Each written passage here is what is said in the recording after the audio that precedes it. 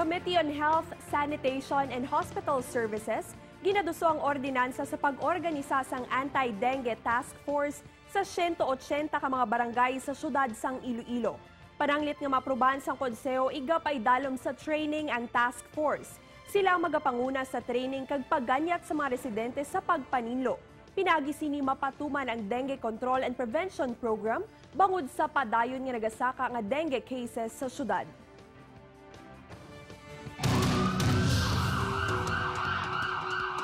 Pag-rescue sa babae nga nahulog sa may 20 katapak nga kadalumon sang bubon sa city proper. Nangin makala hawat-hawat. Si John Sala nakatutok.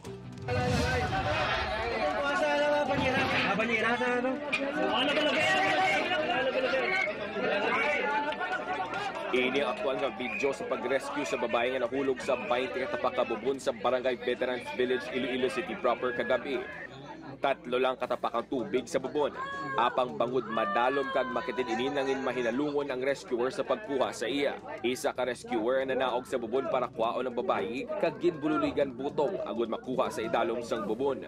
Pilas kag mga lagob sa lawas ang naangkon sang babae nga ginkilala kay Lizel Dumugho alias Kutang 26 anyos. Suno sa nakakita nagatindog sa kilid sang bubon si Dumugho sang hinali ilang ininadagdag. Dahil sa pagpanukot, to diri ko siya nakita o nga doon isip sa ortaya.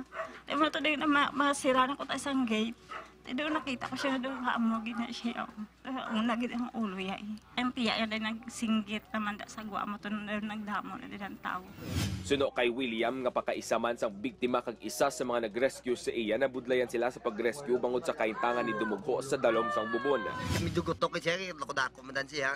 Nibutong mo lang siya para lang makapungpos ha.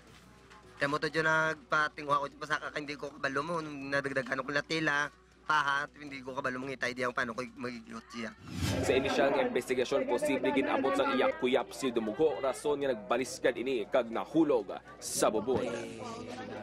Upod kay Cirilo Rinduque, John Sala, One Western Visayas.